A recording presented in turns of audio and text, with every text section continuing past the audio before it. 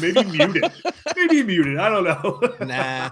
What is going on, everybody? Josh and Zech here. Welcome to Dark Horse Tackle Live. How's everybody doing tonight? Hi, Michael Bradley. Hi, Todd. It's a toothpicking good time. Man, it's still in there, bro. I'm sorry, but like I had a steak hoagie for supper tonight. I know what you mean, though, man. I do. I have entire cuts of meat sticking out of my teeth. It's I'm trying to go live here on Instagram, and it's just we can get toothpicking and nose whistling all in the same thing, dude. You know, maybe fart or something too. While you're doing it. No, I'll explode. I am. Instagram has straight up stopped working on my PC, so I'm opening it back up.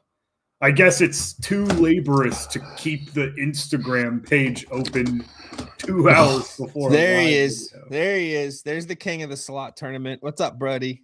How you been? Oh, buddy? There he is. Congratulations on your recent win. Yeah, was it that frustrating? One day, buddy. One day. Ooh. Oh, love that noise. Oh yeah, it's just one of those days, isn't it? Oh, keep it going. Keep it going. Okay, we're gonna mute that now. Oh, wait. And another thing. There's more. Oh, there we go. We can go live. Hey, just to let everybody know, we reached our 5,000th customer. We did, and I am going to send him her. Crap. Well, could be a woman named David. Could be. Oh no, I know who it is. I actually know who it is. Yeah, Dave. Not you, Wolf. Dave from Ohio. But it's actually somebody that subbed. And their subscription came through at order number 5,000. I'm going to send him a gift card for $100. Yes. Watch for this to happen again when we hit 6,000, folks. Every 1,000 customers will be a $100 Dark Horse Tackle e-gift card giveaway. And it's not really even a giveaway. We're just giving you money for. Why is it not doing it? Supporting us. Oh, man. Maybe there was an iOS update. Yeah. I guess I don't play anymore. Maybe. Yeah. So as you all can see, because I can see, and maybe you don't pay enough attention, very self-conscious right now because 1/3 of my body is currently filmed on live stream, as well as the cage and the bottom of his steps. Family in. They are currently upstairs having a little bit of a recess. But after this live, thinking about what they did. Right back. Get them in there. Yeah, hey, look. The October full moon happened, which probably means that you were experiencing. It was a beaver moon. Yeah. Was it? It was a beaver supermoon. Yep. Must be nice. Yep. But usually that October moon is the one where you get cold. When else do you get the chance to say beaver, moon, and super all at the same time? Super beaver moon. Yeah. But yeah, usually that October moon is the one that gets cold, man. And yes, fall is here. Yeah, here we go. September. Like I always know, I know it's getting cold when the September full moon happens, but like the October full moon is always that one where it's like right after that moon phase. Once it starts waning, it's like, hey, remember 38 degrees in the morning? I'd like to say hi to Eli, Liminal, and Javi Silva. What's up, boys? We've got April on Instagram. Hi, April. Hi, April. Oh, I gotta pull up Instagram. While I'm pulling up Instagram, though, guys, we have rebooted the pack. I would like to consider it a complete rebuild. Like this is big. Like seriously, those of you watching right now, very, very big. Very. As far as, dude, the fishing industry and most industries, right? This is a reinventing of the wheel. That's constantly what people do, but we really invented the wheel here. We haven't seen anybody do this, and we kind of we got like a wild hair up our rear ends one night and just said, what if the pack had nothing to do with the box? Yep. And we,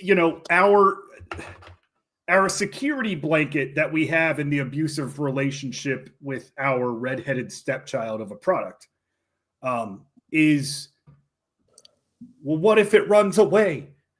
But we decided to turn a new leaf and build some confidence into this thing. The pack has grown up. Yeah, the pack just got its driver's license, CDL. Yep. It's a Freemason, lots of secrets. And so basically what we've done is I'm not going to say the pack will never share a bait with the box. It correct. May, but it's not as related, right? More often than not, the pack is going to be specific to a technique or presentation. So you're going to get 2 to 3 baits in the pack that focus on one thing, one avenue, one presentation, one technique of bass fishing. Kind of like, and as much as I want to, it's too long of a title to actually change the name of it. But guys, it's an expansion pack. It is an expansion pack. Expand every single month. Your tackle box. Expand your knowledge. Expand your fishing prowess. Expand skills. Like there's nothing wrong. Look, everybody in their own hobby, respectively, thinks they're an expert, knows they're an expert, is the best. But not me. It's our job to speak to everybody like they just started fishing yesterday. Yeah. You might already know how to do it. And if you do, good for you, man. I'm still going to tell you. Like it's kind of my job. If you haven't, thrown a jig with a crawl trailer, hey, it's a good chance to start learning. Yeah. Or if you don't know the difference between throwing a jig with a very active and lively thumping trailer as opposed to one that is muted, maybe and something not so that's lively, really big, a big trailer on a jig, or that too. But I also want you guys to know, and we're gonna end, well, maybe not forever, but for right now, we're gonna end our pack discussion with this. We also are now going to offer each monthly edition of the pack as a single purchase. Yep. So those of you with commitment issues, maybe you just found, maybe you did your research and you sleuthed it out and you figured out what's in the pack that month and you want it, you can go get it. Yeah. And once the mystery of it is all solved, a lot of times you already know what's in there. So if you see something from it that you like and you want to save some money, maybe, hey,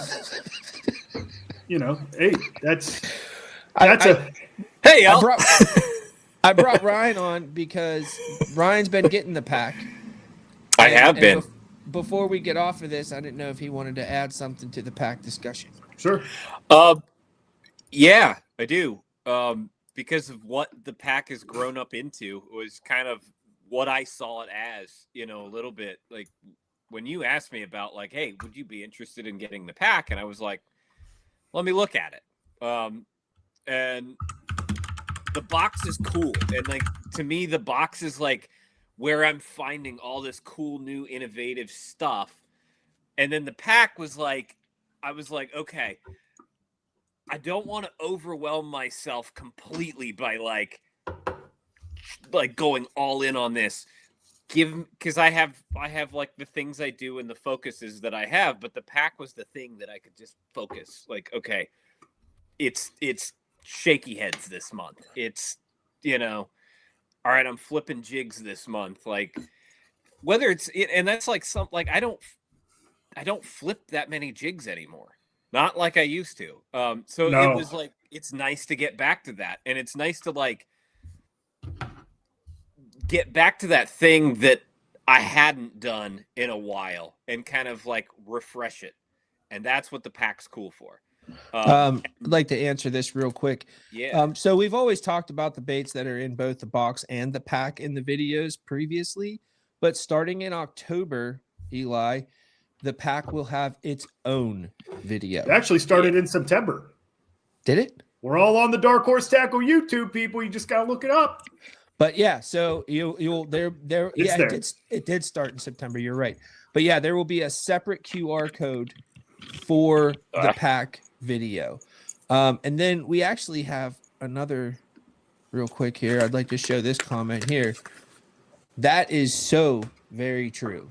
That is why I like fishing where Zach lives. You can get real good at your own local body of water. Yeah. But once you start to spread out, When you realize it's not about knowing it. It's about being able to figure it out. Yeah. And having confidence baits is big for that. I just posted a little video about that today. Couple of the perfect pairings that have popped up are two of my favorite fall search baits.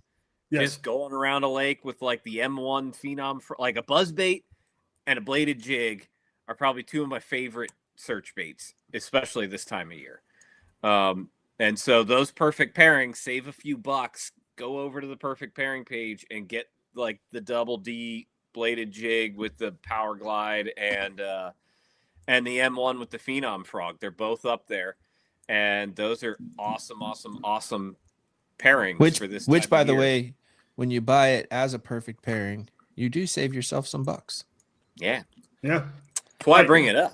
Right now, speaking of covering water, right now is probably we're getting into the best time to cover water. The bait fish move a lot right now.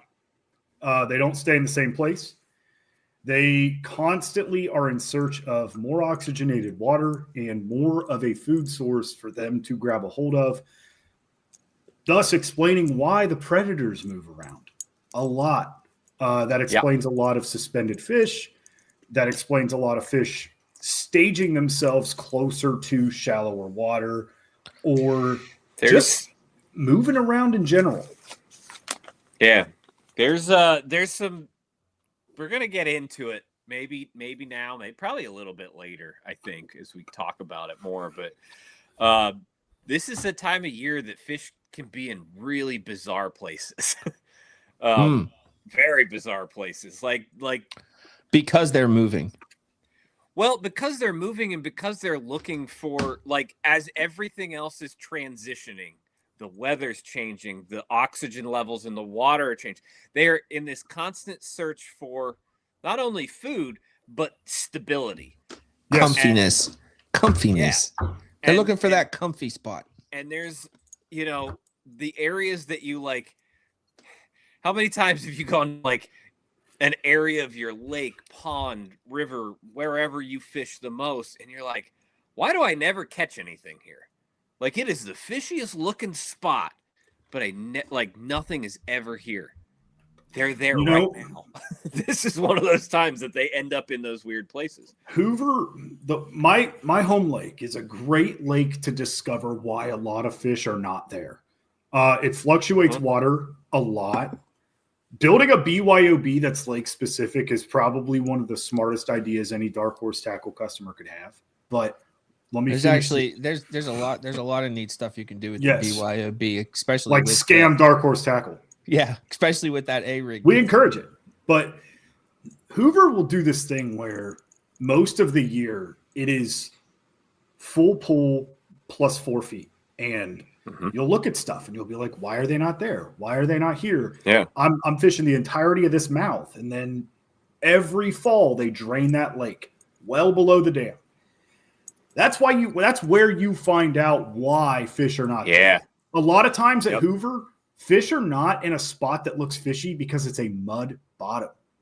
And there's nothing hard to relate to. Hoover is a lake of no weeds. It's all hard structure, hard cover. It's rocks, it's wood, it's laydowns, brush willow piles. bushes, willow bushes when it's high and flooded. You get all that.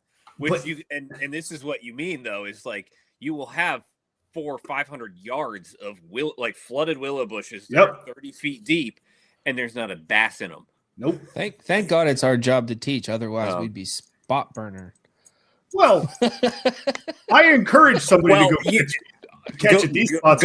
Go find one of the 17 400-yard stretch banks. Yes. There's the entire north end of this lake. It's 3 miles long. Is willow bushes from the dam to the creek. On the west side of the lake, it is literally all willow bushes. Now, we've discussed this before. Uh-oh. Is that me or is that him? No, that was him. Oh, it's probably me. You need to jump out and come back in. Yeah. I can see you guys froze. All right, it's you, buddy. Well, while he jumps off and comes back in, I do want to say, Mr. Cook, do tell, buddy, regale us with your story. Oh, this must be an Instagram one. I don't see that comment. Oh wait, I have it up on the screen, Yo-Yo. There it is. I see it now. I see. Yay! I see it in 3 different places now. On Instagram, we got a Zech Fishy. Identify with structure. Yeah. No, I've found some in the rivers right now. Like I've found it's funny. Like I was watching this guy wading. This is Monday. I dropped my kid off at preschool, and I'm like, you know what? I got a few hours before I got to pick him up, and I don't really have much to do. I think I'm just gonna shoot over to the river. I haven't been over to this area all year. I get over there and I found giants like within 10 feet of the bank, completely out of the main flow, like in the most still water you can find. And there's a little bank trench there, but they are in the kind of silt covered dark bottom area. What's up, Dustin? Wood. And what's up, Dustin? In this, like, in the spots that you don't expect, especially smallmouth to be, like I don't know, like if you think river smallmouth, you're kind of always thinking current, in the flow of some sort. These fish couldn't be further from the current right now. The biggest ones, and I'm not even kidding, like I lost a giant that morning, caught a couple that were like 17 and a half. I went back later with my kid and spotted 220s from the bank, walked down first cast, picked one off. You put your kid to work, turned him into a cameraman. Like I hooked this fish and he eventually got the camera on you out of my pocket, turn the camera on, give it to my 5-year-old, and it's that 4.25-inch power glide is phenomenal. I was just skittering it on the top with BFS gear. It was awesome. Javi, we'll consider it. We'll consider it. Ryan's expensive. It's going to be hard to beat. He's not that expensive. We got 7 baits in that box. Yeah, 7 baits is expensive. No. I strong arm him a little bit. We did all right. That was one of the most productive box builds of all time. It was good. It was very good. Easy. Lots of fun. I just got more too, and every time I look at the Interceptor Dark Horse color, I'm like, God, that's a good color. He did a good job. He does such a good job. It's the contrast of it is beautiful. Yeah, so, if you want to know things that I've just purchased, it's let's see, what did I get? I got some morsels. I got some Interceptor Impulse crawls. Some thin swims in very natural colors, and I got, where are they? There they are. This is literally my Dark Horse order that just got here today, and I got some more Basto Smack jig heads. The Smack swim bait. Hey, that's a great segue. These little buddies. We had I had a customer reach out, an angler reach out today, and he's going on a trip, and he asked about building out. This was someone that has no experience with an A-rig, so he kind of needed to know what to do, and I suggested that he get the RIP, the Rip Baby umbrella rig, which is a great umbrella rig for someone who's never thrown one. It's good, period, but It's definitely just, good for someone who's never. You don't need special gear. It's not everything you want. unwieldy. Yeah, it's everything you want. It's everything you need. Yep. And in a pack of smack swim bait jig heads, and exactly a pack of thin swims. Now, I also suggested that he buy at least 2 of each, because if the bite is on and you snag your only umbrella rig setup, you are going to be very, very, very sad. Yes. Also, something else I'd like to point out before Ryan flips his lid is is that, listen, guys, this is basically a coat hanger, okay? And you've got all this bright shiny wire and these blades twirling all over the place.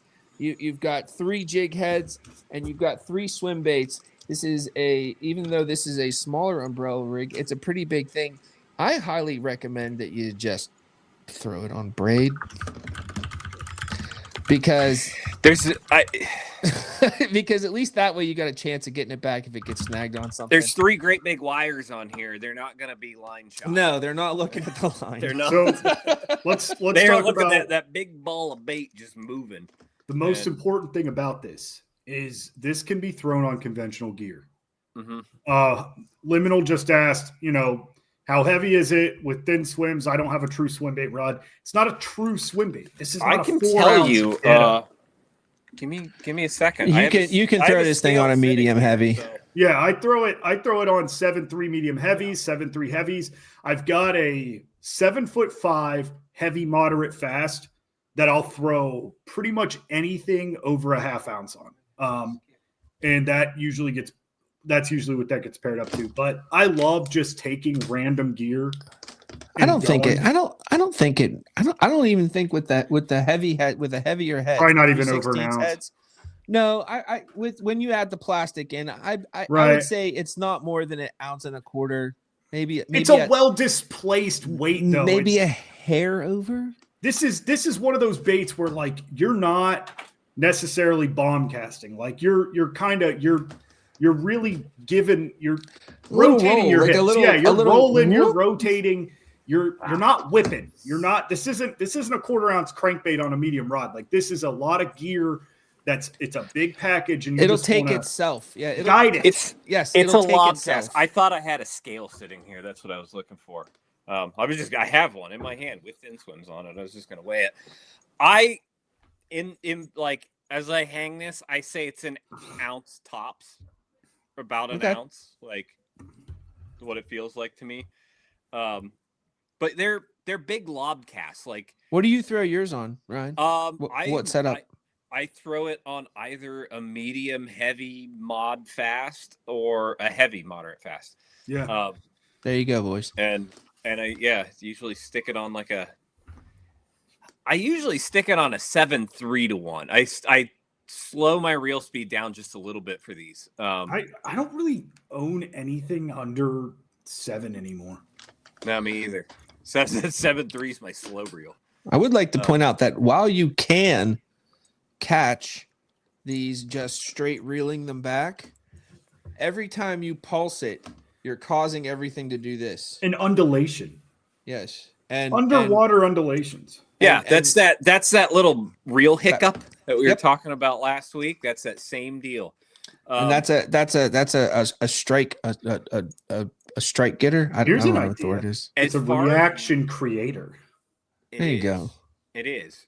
It's a reaction trigger. A reaction catalyst. What if you took one of those bobbins and just threaded some silicone through all your thin swims and created fuzzy thin swims? Particularly for the undulation. Yeah. Really heavy on the middle part of that word. Yes, you were. I was trying to find a good way to point that. We're done. Anyway, rigging all of this undulation.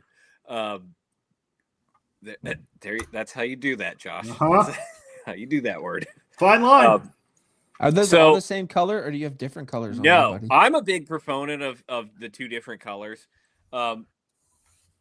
One, if you think about it, you get 2 packs of thin swims. You get 1, 2, 3.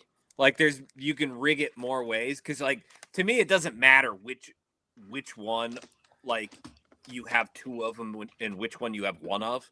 I think that there's just adding in Dude, one. that's an underrated comment. A, It's an underrated comment. Let's just wrap it up. Saint Nick has spoken. We're done. I don't think it matters. I think what matters is that there is something slightly different, and that's the different colors. Like it doesn't matter that there's 2 of John Pearl shad and 1 of Crystal shad, or 2 vice versa. So I always do 2 pearls, pearl finish, 2 iridescents, and 1 like a bass candy, right? Like something with a nice shine. Because honestly, one of my favorite like mix it in one, blue and chartreuse. Like if you that's a largemouth getter. That is a largemouth bass color. It's a smally getter. Too. There's actually a thin swim pack that is the color blue chartreuse. April has actually gone through an entire pack of blue and chartreuse thin swims. But she uses it as a Ned rig, which is a very open-minded way of fishing that bait because of how small the tail is. It just looks like a little guy pecking the bottom. I like that. Rigging. That's where I was at. Thought my computer froze again. No, I froze. My brain froze for a second. Rigging this thing. Zach, that's so good. Like I have this one rigged right now for like open water, mostly open water around cover fishing, not really like in the junk. So this is all 1/8 ounce heads all the way around. I honestly don't remember if this comes with snaps or split rings. No. Well. Okay, so when we put it in the box, yes, we did put snaps in as a little extra package. I swore they came with it. Yeah. Just for people. That was last year. Yeah. If you buy one of those from us now, it does not come with I have them. a huge I swap the snaps out every single time with split rings. Once you build one of these, it's kind of just like that's it. And so I swap out my heads, and we're talking about this connection right here. You've got direct the connect. Swivel, to the split ring, to the smackdown head. Spread too much. I didn't have that problem. I would like to say hi. I have not had that issue. Hi, Bait Cave Customs. To Riley from Bait Cave Customs. How you doing? Guys, that's a brand new company coming to you subscribers here. Thank you, Liminal. Really soon. Really soon.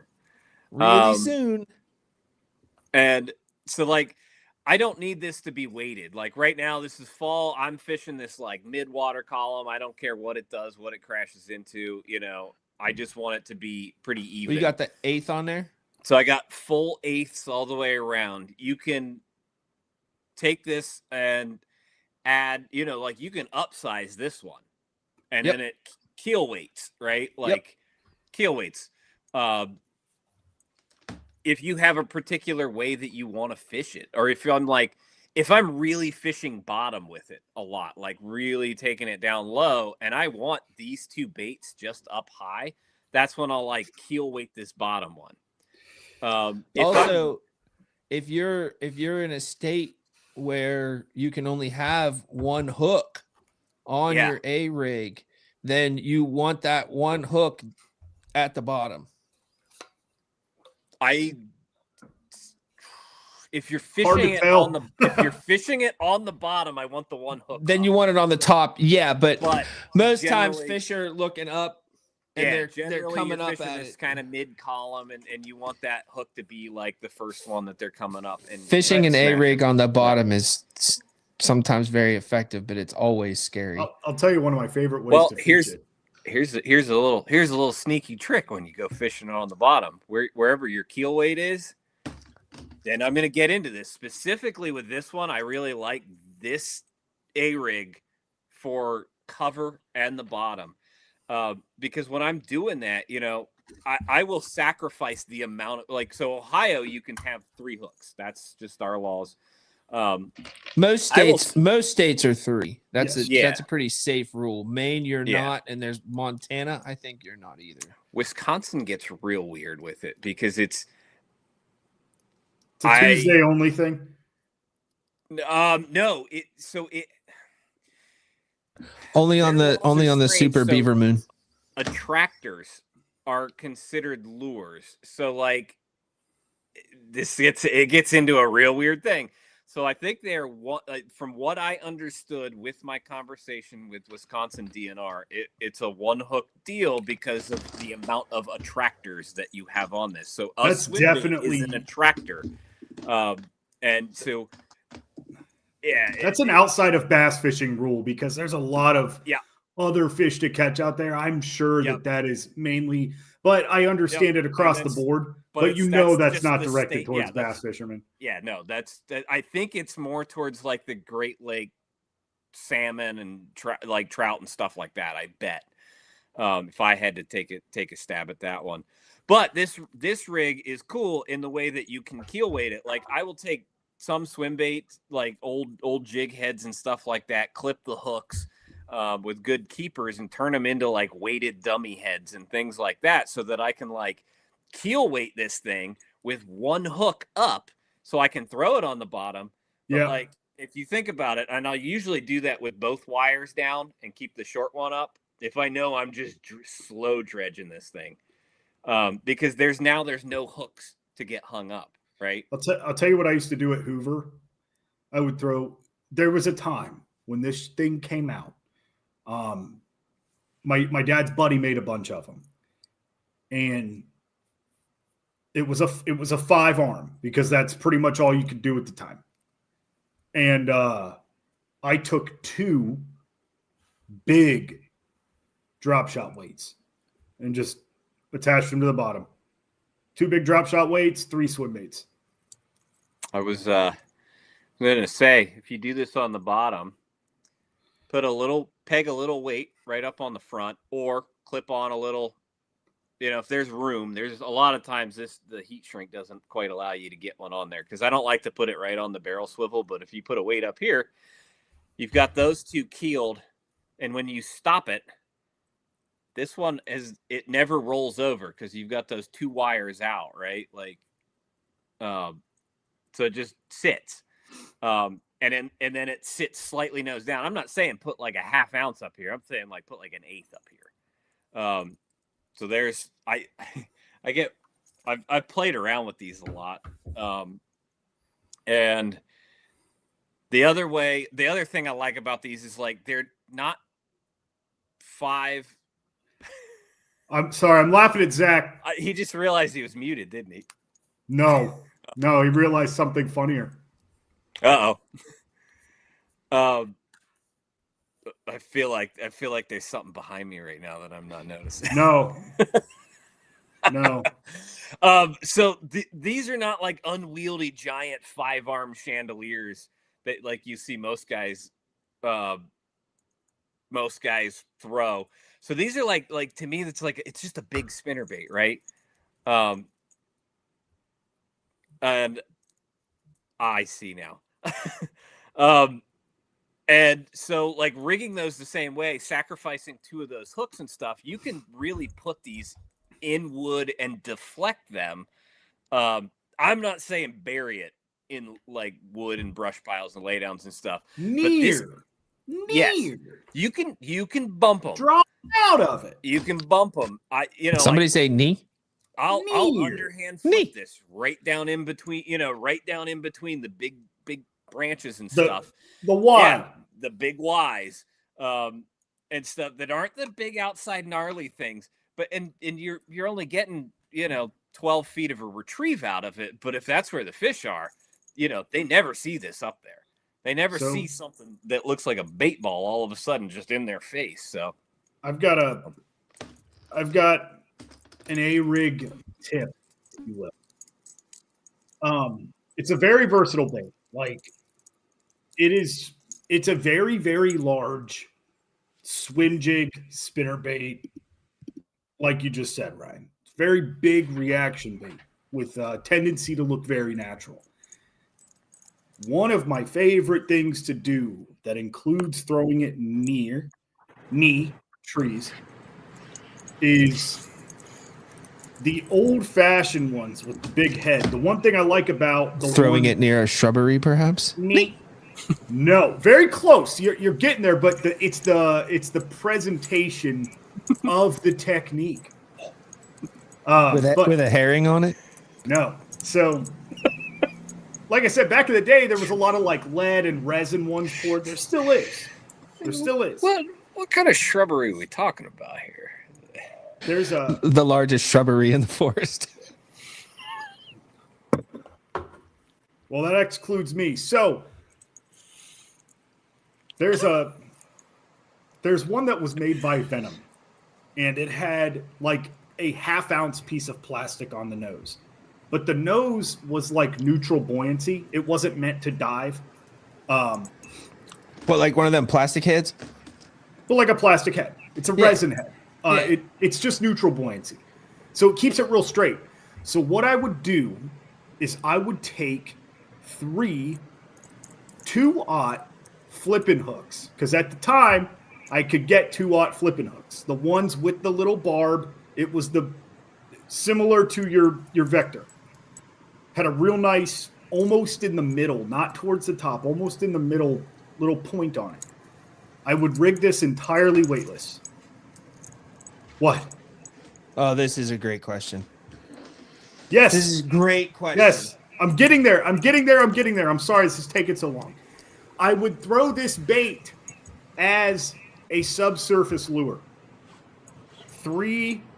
I would do 3 swim baits and 2 size 5 willow blades.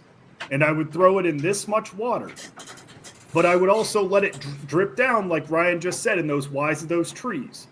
Drip down, and then reel it out. You would see bass. Like I went on a heater at Hoover with A-rigs, and I'd throw it in front of the shrubbery. I'd throw it in front of bushes. Those bass will come out of those bushes and attack one of the 5 things it thinks is a fish. And it doesn't. What I'm saying is, it doesn't have to be a bottom. It can go anywhere. This bait is highly versatile. It's scary, but in regards to shad color, think of those colors as a way to get bass's attention. Don't see it as a particular species. One of my favorite colors to throw is alewife. I've never seen one. Apparently, Lake Arthur has them. I don't know. But I don't know how I can have them anymore. Since I've they got never rid of seen all them. I have, but lately I don't know how, because so alewife cannot handle turbid water, Okay. and since they've been killing all the grass, the water has done nothing but become more turbid, Muddy and up. more turbid, and more Yeah. turbid. And I'm so glad you were getting to Javi's comment here, because if I would have had to wait any longer, I would have said neat to you a second time. Knee. Me. But yeah, I mean, dude, white. What is white other than just a bright presence in the water? When you think about profile too, shad are really tall bodies. Like we throw things like the thin swim on there, and It's in the name. Yeah, it's not a. It might be like this one's very much a shad color, but it is not a shad profile. It looks a lot like a lot of you name it minnows. Like this color, I love it because it's very shinery creek chubby. I mean, it can look like creek chubby. It's creek chubby. I mean, chubby. So here's the deal. I mean, match the hatch can be very important. Okay. But it's not the end all be all. You know what I mean? I think to, match the hatch to me is more about size. Yes. Than it is color. I think especially this time of year when bass really key in on bait fish, like just gorging on bait fish, I think it's almost better to match round about the size, but just be different than everything else they're eating. Now you said bait fish, Ryan. Does that mean bluegill? Does that mean shad? That means what bait does that fish. mean? That means shad, minnows, darters, shiners, chubs. Suckers, panfish. Whatever. What do you think? What do you think would happen? What do you think would happen if a 2.5-inch bluegill ended up in a school of shad getting eaten by bass? Do you think the bass would stop and go, "Whoa, hey"? They'd say, "I was eating Fruit Loops. Why is a French fry here?" you know, I'm over here, and I've been eating these shad for a while, and all of a sudden, this bigger meal, just a piece of candy to be here. He's all lost. Yeah, it's getting eaten. Right. If it's small, sometimes bass eat bass when they're schooling. Yeah. Yes. They're aggressive. So, when you have thousands, tens of thousands of whatever they're eating in a school in front of them, that's like throw that blue chartreuse, because there's not a blue chartreuse one in there.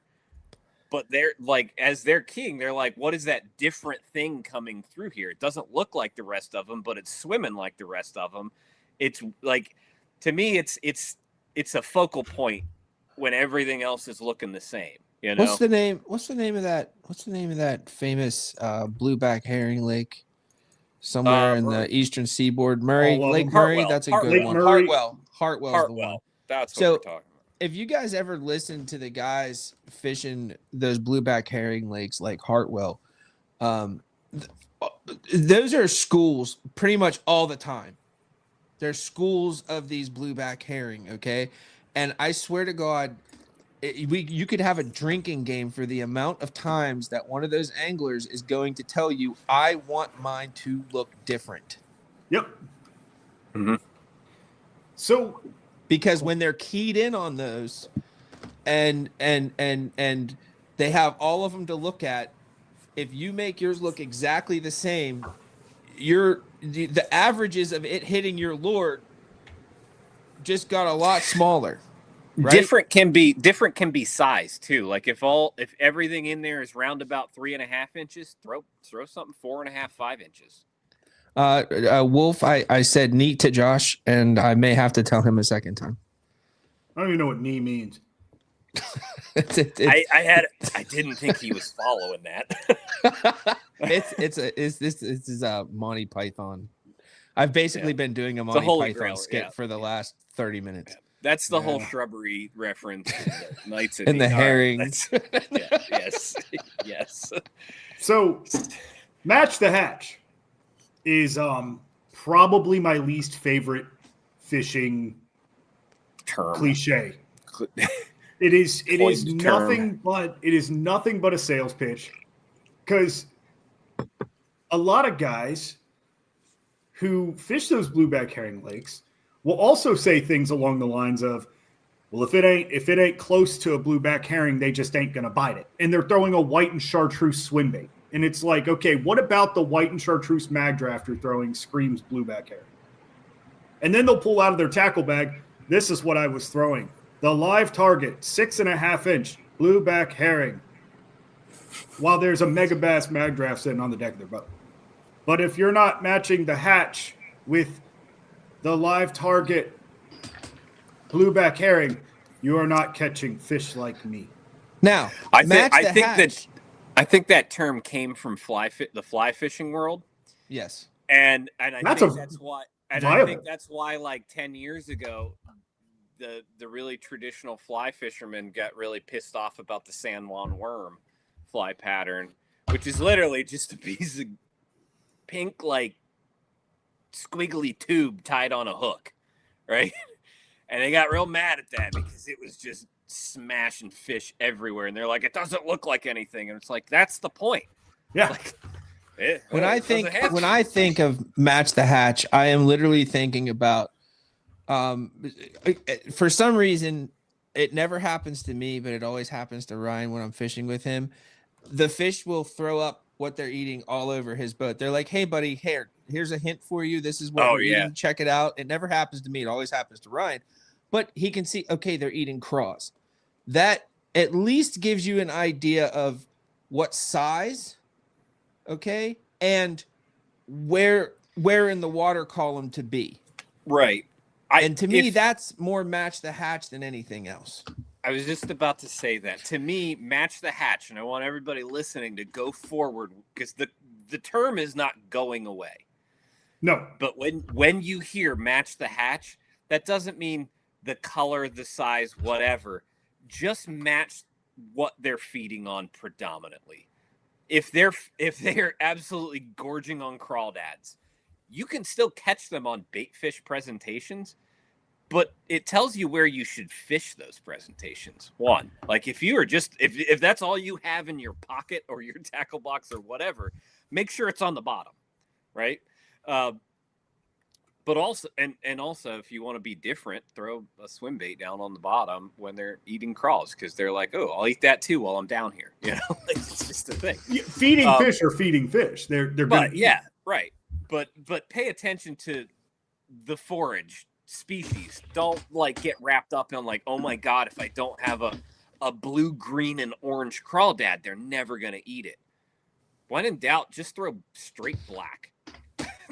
if you want my opinion, like straight, straight profile, straight contrast. There's nothing. Wolf, I'm not putting your comment. I'm not putting your comment up. But I Wolf, agree. what the heck? I think he is doing something. Yeah, he's doing something. He's giving him a squeeze or something. He's just giving him a little love, man. Why don't you? Dude, it took forever. It took forever for me to. I don't know if I wasn't being observant or what was going on, but for the life of me, I never saw a damn crawfish while I was fishing. Ever. Just never saw one. Until the Susky, and then I saw a billion of them. And now I'm seeing them all the time. So what I'm wondering is this might lend some credence to Ryan, is what Ryan always tells me. He goes, listen, once you catch a 20, then you're in the club. You'll just catch them all the time. It's a weird thing. You need a varsity jacket when you catch one. That's what I'm hoping. Yeah. Because so far, I can only catch ones that are within a quarter inch of 20. You're getting close. And it's funny, too, because, like, you'll catch a 19 3/4, but then you'll catch another one, like, a week later that's, like, an inch taller. It's not 20 inches. It just weighs a pound more than the one you caught. Caught was 20 inches. I'll go right back to I caught the one on the Allegheny, and it was 19 and a half. It was a little bit longer, but 19 and a half, not quite 20. And it I forget what it weighed exactly, but I know for a fact that when I went to the St. Lawrence, like less than 30 days later, I caught one that was a half inch. It was 19, but it weighed over a pound more.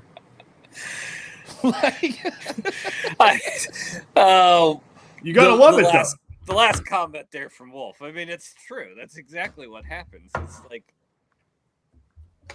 just a little tickle. I do know this. Yeah, I do know this, and I don't encourage anybody to go like being rough on the fish or anything, but if you give their bellies a little feel, you can tell too. If it's super squishy, it's bait fish. If it's crunchy, it's craws. Yeah, you'll feel the exoskeletons in there. And if it's brown and hard, it's turtles. So keep an eye out. I think Live Target made a turtle bait at one point. I thought it was a lunker hunt, but I can't. There's a super fan out there that wants me dead, so can't do that. Can't talk about punk or punt. I bet Savage Gear made one too because they make everything real. Oh, dude, there was a very interesting point in bass fishing. And Zach, I don't know if you remember that. Because Zach, you don't really you don't end up at like a Dick's or a Bass Pro Shops. Like my whole life, I've just ended up there looking at fishing gear, and I just remember there was like And until I ran into Dark Horse Tackle, I spent my life at Bass Pro Shops, Dick's, Dunham's, Oh, you got Dunham's out Warehouse, there. Sportsman's Warehouse, and there was one more. I can't remember what it was called. My comments are not going through. But no, I spent a lot of time. I spent a lot of time at those places. There was a point in time where a bait company, like once a month, it just seemed like it was on like the 5 for $10 special rack. It's a bat, it's a turtle, it's a freaking hellbender, it's a spider. At that point in time, I had already found out about Dark Horse Tackle. I'm pretty sure. Cause that was like 4 or 5 years ago when that stuff started going crazy. If you're unfamiliar with the hellbender, I'm not sure their range. I know they're pretty endangered. They are endangered. But, dude, Brian Slayton, one of our days of practice on the Allegheny, he saw like a 2-foot hellbender down in the That's crazy, man. Yeah, I know. They're super rare, but you know that like bass will eat those things because they're just in the water, right? Like, so if you ever think that like that bait's just too big, it's like, well, don't forget there's like 2-foot salamanders listen, in there. A bass will attack and eat anything that is up to 70% of its own body length. Yeah, they will go after 70%. I always say that doesn't for fish. I swear it doesn't include the tail fin. Like it's that I would agree with that. Invisible, right? Like a 1.5 pound bass will try and eat a 1.25 pound bass, even though they're so close to the same size. But it's like the fin doesn't count, right? Like to them, they're like, I think I. Can, what was that? What was that movie called? Was that movie called Alive? What was it called? It was about the people and they were in Alaska or some kind of frozen wilderness, and they all started eating each other. But that is Alive, and that was, I think, wasn't that the soccer team that plane crashed in the Andes? I don't know. But anyways, listen, based on actual events, Zach. You get hungry enough, and Yeah. I don't know. Hellbender is not a mud puppy. It is not a mud puppy. It is an animal in the mud the size of a puppy. It is. It is.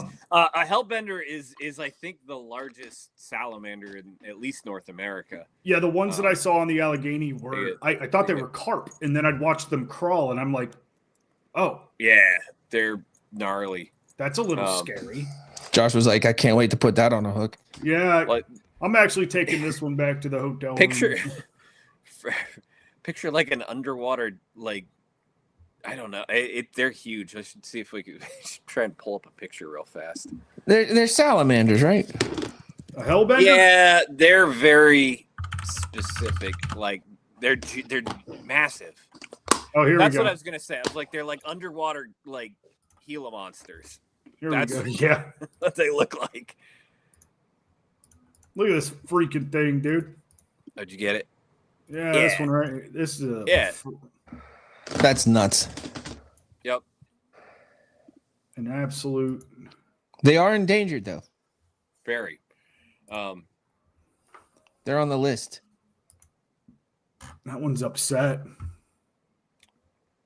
That one's really. Well, they're called hellbenders. That must be a Michigan thing. What's that? Mud puppy. They're giant salamanders, mud puppies. Oh, I mean, bless you. Honestly, you, it man. makes sense. They live in the mud. It makes sense to me. Fair One enough. of 3 giant salamander species in the world. Leave it to Nick. Yeah, man. So I was literally just watching Marty Stauffer's Wild America. Does that take anyone back at all? Yeah, I was watching I probably saw it as a kid, but I'm going to go ahead and say that these numbers are no longer accurate.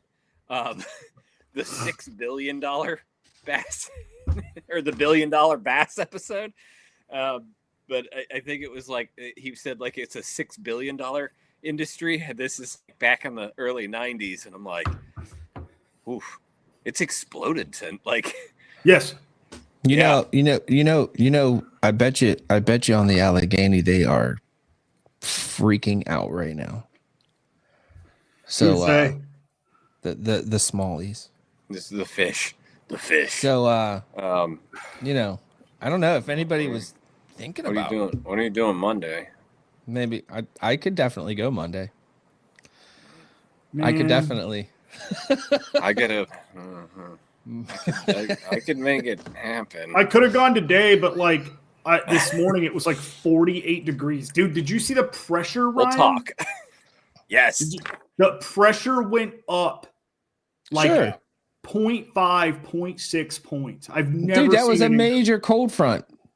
Yeah, Major cold but front. it was a come through. cold front with no clouds. I mean, haven't it was seen very cloudy that. while it rained all day for a day and a half.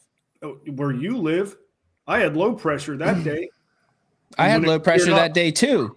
And then it goes away and it's replaced by bluebird skies. Dude, the bluebird skies are like my biggest enemy right now. Like, I don't want to move until I see the sun go away. I don't think bluebird skies matter so much on the river.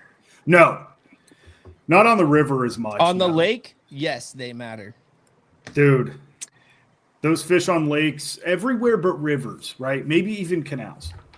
75% of America's waterways, by the way. I think it's actually closer to 90. But lakes, they see the sun come up high freaking noon with that high pressure, and they're like, I'm gonna go to the least fishable spot known to man. I'm just gonna go somewhere far away and stay there.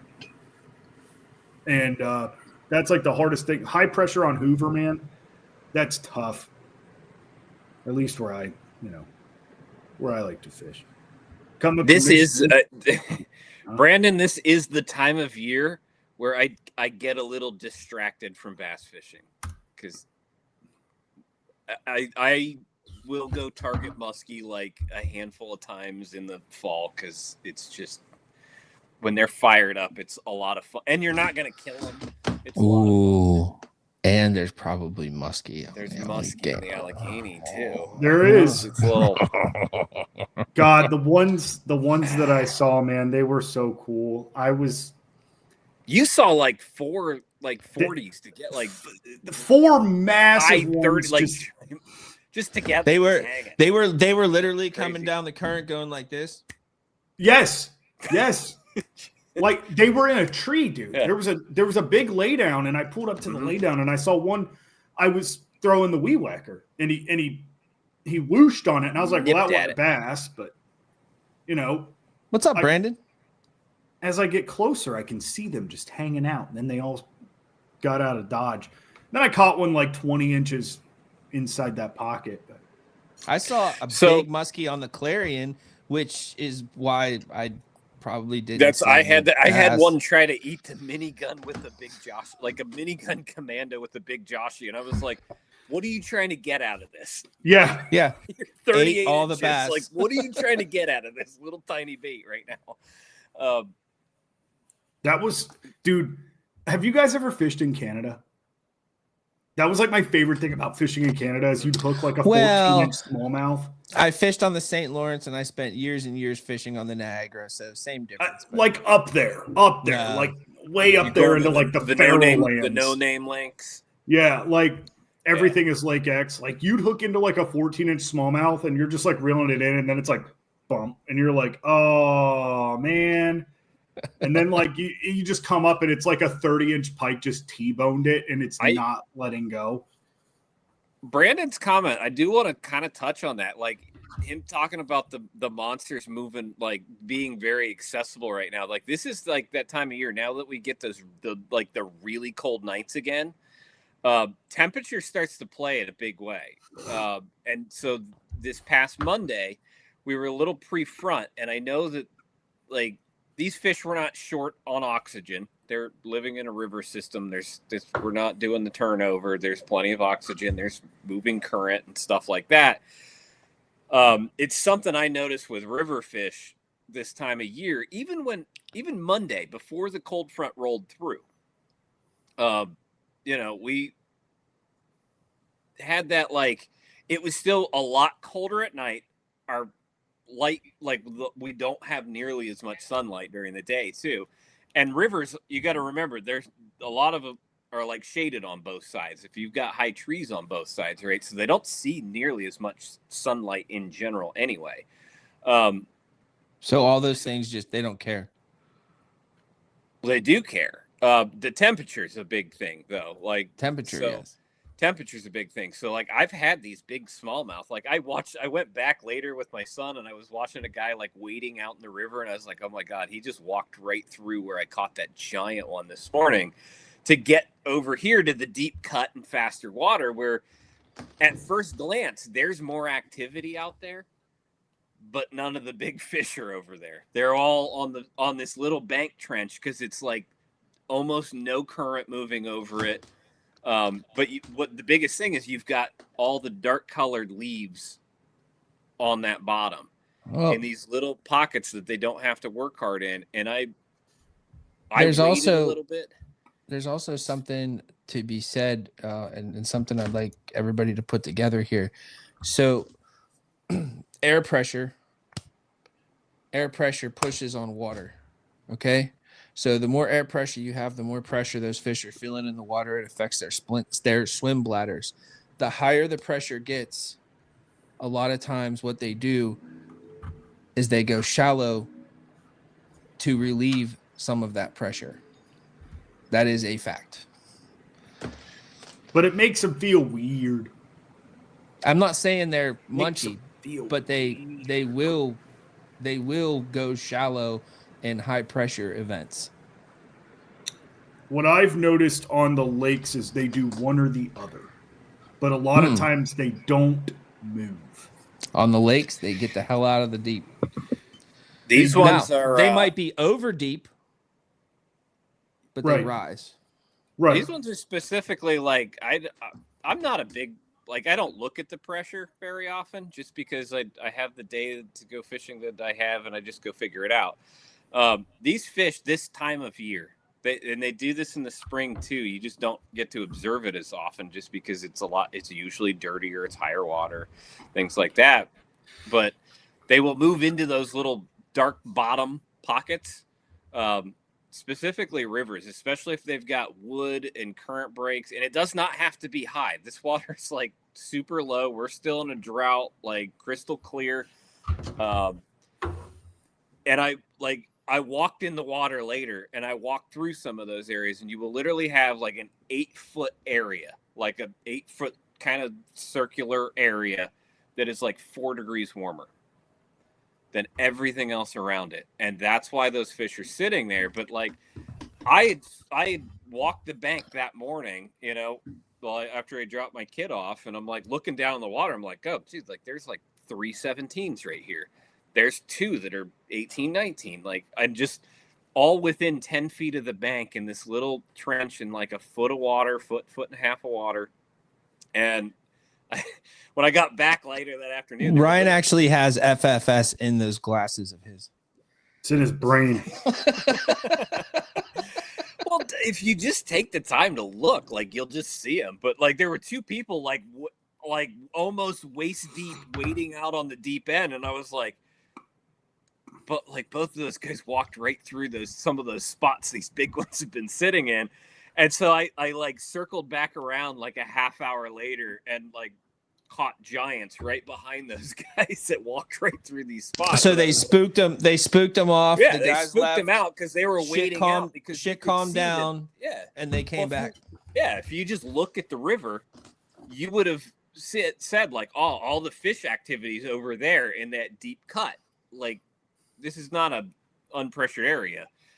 So like people that fish it just know like, okay, the deep water's over there, but like fish were rising over there. You saw a lot more action, bait flitting up on the bank. But for the duration of time I was there, those guys certainly caught more fish than I did. But I never saw them catch anything over 14 inches. It was just all the little fish. Like I'm walking up and down the bank and I'm like, man, what you're saying is they didn't catch another 20? Yeah. Yeah. I went back yesterday, or was it yesterday? Yeah, yesterday afternoon or evening, and I saw another one that was probably 20. out on the front edge of an island. It just did not want to have anything to do with what I was throwing.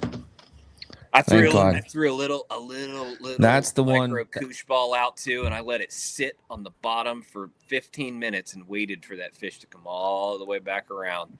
That's the one waiting for me. He's like, and he still just didn't want it. I'm Zach's 20. Your 20-incher is in Ohio. Yeah, absolutely. That's probably what's going to end up happening. I don't know. It better not. We'll see if it happens on Monday. I need to catch. I need to catch it on the Allegheny. Like, I need to. I don't know, man. I need to. Saying it could be on the Scioto. It's full of them. They are wherever Ryan goes. That one Monday put me on. That was the Pied Piper of 20s. My third 20 for the Scioto. 20 plus. I have caught a 21 in the Scioto. So there are big. He's caught a 21 out of the Scioto. It's only my third. That fish 20. Looked like this week. That 21 though, it was. I'll put it this way: that was one that it would have been okay to get a skin mount done because I don't think it had another week left in it. Like it. I caught a 17.5 right before that fish that weighed 1.5 pounds more than the 21. Like it was. It had scars all over it. It was. You don't say, fish. Nick. I would have never have guessed that it would be wearable, is what would get you. Just saying. Yeah. And you know, I love his gear. I'd like to throw out. We want to talk about marketing in the fishing world. I wear prescription glasses, and I don't own a pair of high-end prescription sunglasses. I build them on Zenny myself. So, you know, people like to try and sell things. Depends on how fast it's moving, Dave. And what you want to happen. A lot of times I will actually, if I'm drifting, you got to go with whatever size will drift. I like drifting jigs. So shallow moving water. Speed is almost more important to me. And you have to define shallow because like shallow in California is 34 feet. Yeah, I know. That's why he said moving water. So like, are we talking actual river system? Because like I will throw a 1/2 ounce or a 3/4 ounce spinnerbait in. No, dude, all Californians fish off of the Golden Gate Bridge. I've heard that. I think that is true. No wonder they catch such big fish. That's a huge lake right there. And a big bridge. Yeah. They got to haul them all the way up there, too. That's those 300 size spools. That's what that's for. Got them inshore rods. Yeah. So like the other day, as clear, you have to look at kind of your conditions, too. Like these fish are not sitting in moving water. They're sitting in really shallow water and crystal clear water. Yep. So subtlety was more important. Subtlety and speed. So that's why I went to that 4 1/4 power glide, and I like the second it touched the water, I'm moving it. Like it's moving the second it touches the water, and I'm burning it out of there, as fast as I can on that little BFS 8.4 spool. Like 2 sunglasses, man. Are those the new ones? You're muted. Yeah, those are the new ones. Nick made me do it. He made you buy new Costas? No, he just said Costas in the comments. And you had to go put them on. I had to put my new ones on. They touch my cheeks. I'm so happy. It keeps all the sun out. All right, yes. Dave says 2 foot or less. So like, if it's moving, like, yeah, heavy baits. I'll throw ounce spinner baits in whitewater. Just it because the weight gets it down. Like these fish aren't in the white part of the water; they're sitting right underneath it. So you have to get through that. And this is like something Zach and I kind of discovered and on the Allegheny a bit this year, and I kind of started discovering it last year in Michigan and a number of places. But it's like using the big heavy punch weights in river systems to punch through the current. and then it holds your bait in place, so it doesn't just get washed out all the time. And so that's why, it's like you may hear me mention like flipping 1 to 2 ounce weights in nothing. I'm not flipping these in lay downs or through weeds or mats. You're just trying to stick it. I'm literally just trying to get it to stay there when it gets through that, like some rip and current. And that's the point, like it's the same thing of why people, and I'm calling it punching, right? Because I'm punching through the current. It's the same principle. Now, right now, they will be in those fast eat spots right now, but not for too much longer, I don't think. Yeah, they've been, or at least those fast water spots up here have been. They're not in the ripping stuff. They're not in the fast summer stuff. They're in those like the smally speed water. A lot of it. Although here this past week, all those big fish, like I said, they've been lingering up in those really, really kind of dead slot, like the places where you're like, it looks real fishy, but it makes 0 sense for a fish to be there. Outside, so they're getting on there. They're getting on. See, I don't know though. Like, I know from experience, I know that when they're gorging, they're gonna put their faces as close to the conveyor belt as they possibly can.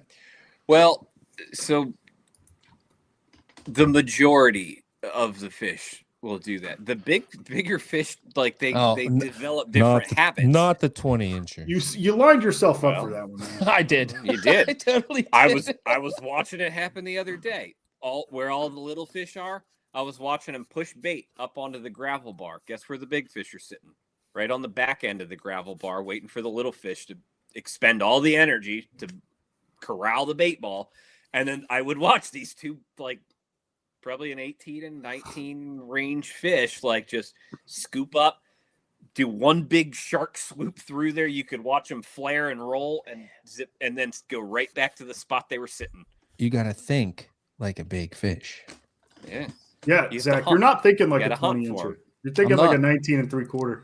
Yeah, I'm thinking like a 19 3/4. Add a quarter more inch to your thoughts. Keep thinking like a 19 3/4. You'll get one. Those ones all think the same. They do. I don't know, man. Apparently not. I don't know, man. I'll tell you what, though. Here's the thing. Like this time of year, when they get real fat again, like it might have been a 20 in the summertime, because now it ate so much that it got shorter. Right? it went this way and it like sucked itself in. It pulled him in. It pulled him in. Yeah, if you actually hit him with a hammer a couple times, he's 20. Yeah. You want to know why I catch so many 20s? It's because I tickle them with my mustache and they spit all that shit up.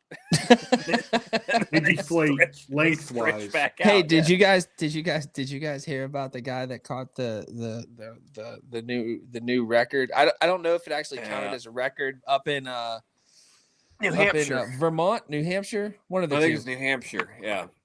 But yeah, so he caught what was it, dude? I can't remember. It was some ungodly massive smallmouth, and his wife really wanted fish cakes, and that's how he justified his fishing that day. So he ate that thing. What was it, a smallmouth or a largemouth? Smallmouth. Smalley. When was this? It like within the last week or something. I'm looking up the New Hampshire smallmouth. It literally just happened. It won't let me comment on YouTube for some reason anymore. It keeps throwing me error codes. So like, I want to comment to Dave, and I'm like, it's like, I feel like you're thinking we're talking crazy, but you're like Nico rigging in 35 feet. It kind of blows my mind, because it's too dirty for fish to live that deep here. I feel like most of the time. Oh my God. Plus it takes so long to get there. I know. Yeah. Dude, 16 feet on an Echo rig makes me insane. What if there's like 15-mile-an-hour wind? How do you get that down there? Yeah, like it's California, man. That's everybody's like, hey man. Slow down and enjoy the vibe. Take it easy, man. Have you enjoyed too much California 420? Yeah. By that, we're talking about a color. It is a color. It's a watermelon red mixed with black. Yes, Who did that first? Was that the Sweet Beaver? I feel like that. Probably. I believe so. Innovation. I believe it was Reaction Innovations that did California 420 first. They were really like innovators as far as uncouth names in the early 2000s, late 90s. Well, I remember like listening to like an old Bass Edge episode, and they were like California 420, and like completely oblivious to its marijuana reference, and it was like hilarious listening to these dudes talk about it. And then like the following episode, they're like, we would like to clarify that we do not condone. Nice. Learn some things. Well, I mean, dude, the hooked on fish, not drugs movement was 20 to 30 years long. And usually when Bassmasters was on TV on the weekends only, they would have commercials where like kids were like, I'm not doing that junk. I'm going fishing. And like they're in their 90s street gear. Yeah. Well, I'll tell you what though. Meanwhile, if you hook some like, I don't know, EKGs or whatever body reading devices up to people who fish like us, like, dude, that dopamine hit is like absolutely. Yeah. Speaking of coming back it's just a different drug. Things and covering our rear ends, I do want to tell everybody, since we talked about the A-rig quite a lot in this episode, check your local regulations. Please. Literally check them. Yes. And listen, it's not as easy as it sounds. You really got to pay attention because the rules are not easy. But if you have questions, call your DNR or wherever you're going's DNR because they'll answer them. Like they're the ones that write the citations. They're the ones that know these things. And if you got our November box from last year that had the A-rig in it, I did go through all 50 states and did the homework and looked it up. Now, the rules may have changed since then, so I suggest you still go look it up, but that is a damn good place to start, is the information put in the brochure for November of 2024. Instagram has disconnected the stream. That means it's time to go. Pretty much. Hey, in conclusion, if you want to add more to your tackle box and you're already subscribed to the box, expand, if you will. Expand. Expand your skills. See, now I tell Zach that the booster pack is a great idea, and he's like, I don't even know what you're talking about. He talked about it for 3 damn months. It's expansion. And now it's the expansion pack. Now it's expansion. I think booster is cooler because now it does exactly what you said. You were like, it's a booster pack because you're adding more to your main deck. I don't know. You are adding more. Man, you used to have a mustache and you used to be cool. So. And now you don't. I also have a rare Either way, check out the pack. It's got a new face. Yeah. It's got new baits. We're building it to expand very specific skills. Pay attention. I have a specific set of skills. Pay attention to Ryan. Ryan gets the pack, and he's going to be talking about it. So, I will spoil it this way. We may use baits from the box in the pack, but you will not see baits in the pack in the box. Yeah, from at the same time. Yes. There is stuff coming out that is not in the box. I would like to say November's pack is insane. It's not going to happen often. And it's been talked about an awful lot tonight. But it's insane. And it's the value proposition in that one is going to be nuts. We're doing it as a special thing. That one is carrying you through. I don't care if you do not have hard water, that will carry you all the way through the winter. Those presentations that are in there. I'm gonna get you up to North Star sometime this winter. We're gonna catch some 6-pound largemouth. Let's do it. You remember that one I caught in that Skinny Creek, Zach? Yep. That was crazy. That was like a 3.5-4 pounder on a freaking little swimmer. Honestly, dude, it's been so long since I've done it. I am ready to go and catch 13-inch cookie cutters for 6 hours straight, nonstop, no matter what. I'm just ready to do I'm it. excited to take April up there. Like I'm really excited to take Bang, bang, April bang, up bang, there. bang, Just bang, bang, bang. hey, listen, sweetheart, throw whatever you want. It really doesn't matter. Yes, I know it's 40 degrees. Who cares? Gotta hook They up will it eat up it. a little bit. They'll eat it. They'll eat, dude. There is times there where they will eat literally anything, and for whatever reason, December is that time. Yes. When there's a quarter inch of ice 300 yards that way, but there's a 30-foot circle of open water. And you're catching them on top. And you're catching them on top. It's just a really interesting place to be. Anyways, thank you all for joining us. Yeah. Thank you, Ryan, for being with us and yeah, man. Go check out the pack, whether it be a subscription or single. Listen, we're pushing the pack here, but the box will always be the king.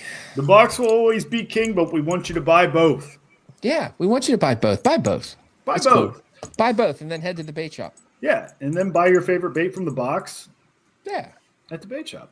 Yeah. So that's simple. Check out sign those up. perfect pairings. Save yourself Ooh. a couple bucks. That's right. Sign up for the mailing list.